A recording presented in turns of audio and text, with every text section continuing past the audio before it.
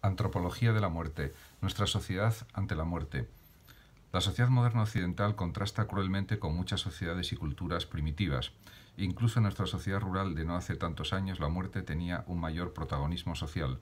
En cambio, en nuestra sociedad actual se da un rechazo cultural de la muerte, que se concreta en un desconocimiento social de la misma. Como afirma Rafael Argullol, se ha reducido al máximo la economía de la muerte. Ello es debido probablemente a que no se sabe dar una respuesta. La pregunta ¿cómo hay que morir? Nos angustia y procuramos marginarla. Hubo sociedades del pasado que supieron mirar a la muerte cara a cara y la integraron en su modo de vivir.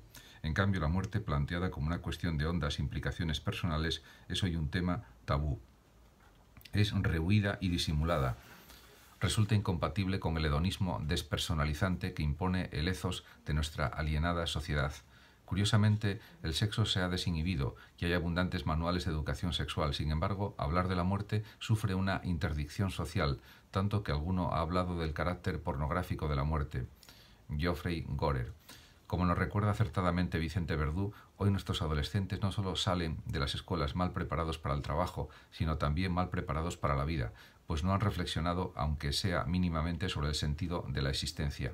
Una programación educativa que no contemple alguna reflexión sobre nuestras limitaciones, sobre el sufrimiento y la muerte y, en definitiva, sobre la pregunta por el sentido de la existencia es una auténtica estafa, pues invita a vivir en la falsedad.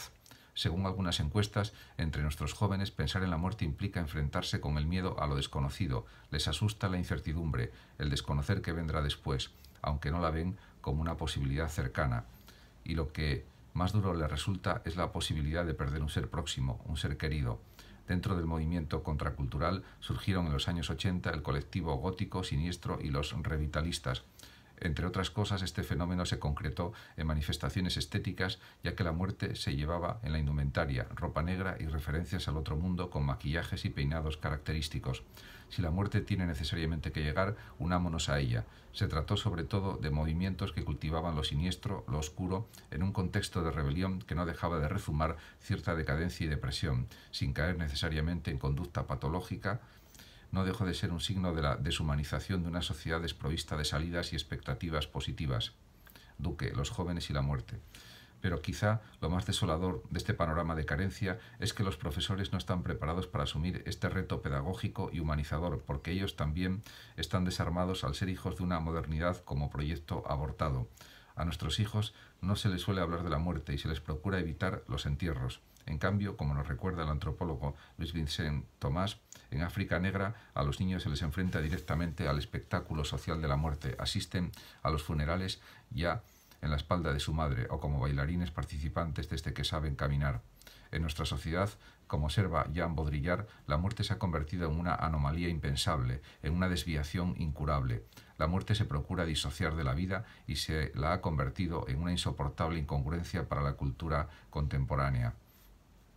Max Scheler observa que la carencia de la evidencia de la muerte, evidencia que por otra parte, como veremos más adelante, es para él un elemento constitutivo de la experiencia de la vida, tiene como causa la represión. Pero sostiene atinadamente nuestro autor que hay dos tipos de represión de la idea de la muerte, una normal o general propia de la naturaleza humana y otra anormal. Con relación a la primera, Scheler indica que un cierto desplazamiento de la idea de la muerte es necesario para que el ser humano se tome en serio y con entusiasmo sus tareas y quehaceres. Esta represión general conseguida por el instinto vital es una inconsciencia metafísica que resulta funcionalmente vital. Sería insoportable de forma psicológica estar todo el día reflexionando y concienciándonos de nuestra concomitante posibilidad inminente de morir. Lo mismo que un desconocimiento de la hora de la muerte es necesario, en cierta manera, para poder entusiasmarnos y gozar de nuestros proyectos vitales. No obstante, hay que reconocer que esta represión normal o general lleva implícita la posibilidad concomitante de la falsa conciencia y de la inautenticidad de la huida, si se prolonga excesivamente. El ser humano deberá recordar de vez en cuando el alcance de sus posibilidades para poder evaluarlas en su justa medida. Pero en el hombre actual también está la otra represión de la idea de la muerte, la anormal, consistente en una huida y negación sistemática de su condición mortal.